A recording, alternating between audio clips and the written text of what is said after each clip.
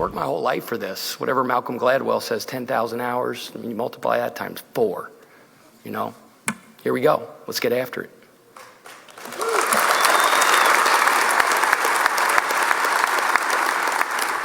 The Louisville men's basketball team has a new head coach, Pat Kelsey.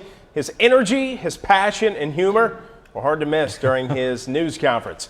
WDRB sports director Tyler Greever was in the crowd at that news conference. Tyler, what was your first impression of Coach Kelsey? Well, I usually need a shot of espresso in the morning. I don't know how many this guy needs, but man, that is exactly what Card Nation needed after the past 2 seasons.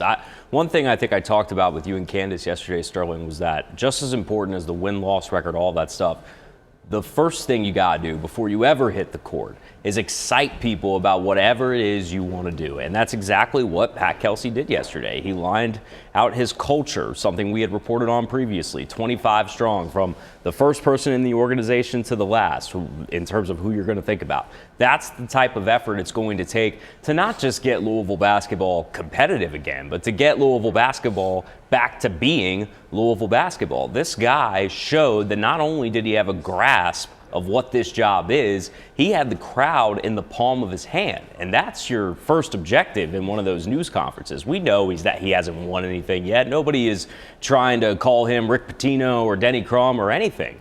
But you know what he was Pat Kelsey, and that's exactly what he had to be to try and win people over. And man, if you were scanning social media, if you're just walking around, I think there's a buzz after what people saw. The guy delivered yesterday.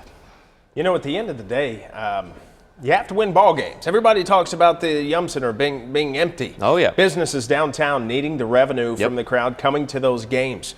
Do you think he's going to win ball games at Louisville? And I know that's tough question to answer, but at the end of the day, you have to win ball games, and that's what the fans want. Well, I think after the press conference is over, it's like, okay, I like the guy. I mean, I loved his press conference. Talked about he wants to be here. He moved 2 teenage daughters out of high school. His family bought into it, but can he get it done?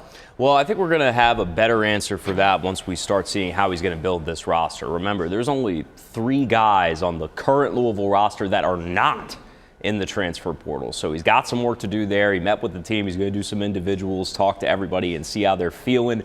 I don't know anybody close to the players right now in the portal to give a full answer on what they're feeling after what they saw.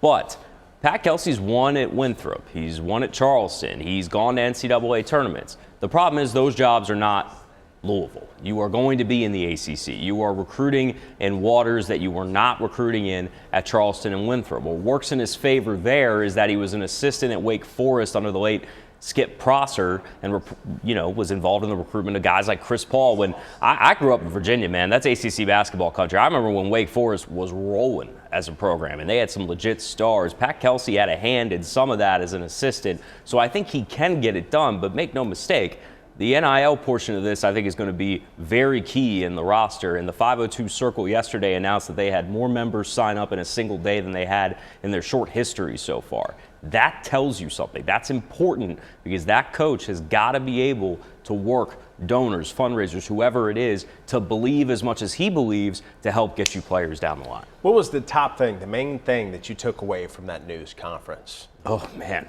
I mean, it was long. He addressed the media for about 40 minutes. What's the quote that Josh Hurd said that stuck with all of us? I want someone who's going to crawl here for this job, okay? This guy didn't literally crawl there. And I'll be honest, I was skeptical of how you were going to sell that because I think we all know, and Pat Kelsey made quite a few jokes about it, that he wasn't the first choice for this job. So how do you ease people on that? Well, A, have a little self-awareness. He did that. Be a little self-deprecating in all of it. He did that. He was funny in doing it. But on top of all of it, you got to show, all right, you say you badly wanted this job, show me you badly wanted this job. Why?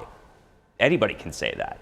The guy crossed the street from Denny Crum Hall to the practice facility and ran into one of his 52 first cousins. That was one of the most Louisville moments you could have, and it was completely organic. It's not forced. That's what's going to win here. I mean, I've only lived here for about, 4 years? Sterling, how long have you been here now? 12 years. 12 years. Louisville wants you to care.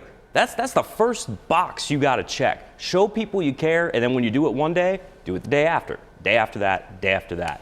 And I think that's what he did. He had to illustrate to people that I wanted to be the head coach at Louisville, nowhere else. pinnacle of his career, one of the best jobs in the country. Talk like that and recognize the opportunity you have, and people will give you a chance. My main takeaway was the guy is real. Yeah. He didn't give you a bunch of coach speak. This is a real place. That's why I tell people about Louisville all the time. Louisville, I don't think it's a hard place to figure out. People in this community are real, and that's what they want. That's what we try to be, I think, and that's what they want in their head coach.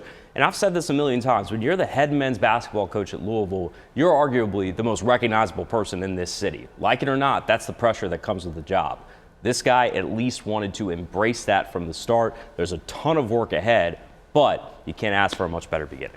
I thought the most recognizable man was Jude Redfield. Well, our morning meteorologist, our morning general manager. That's right, yeah. Right, okay. Hey, thank you so much. Of course. Man, we covered this in its entirety. Go to our website, follow this man on social media, and we have so many great articles from Rick Bozich, Eric Crawford, you, Tom Lane. Yeah, Tom Lane was on the tarmac and hey, what do you expect, Job man? well done. A long Appreciate day it, from you yesterday in our all sports good. team, and it was awesome. Appreciate it, All man. right. Chris?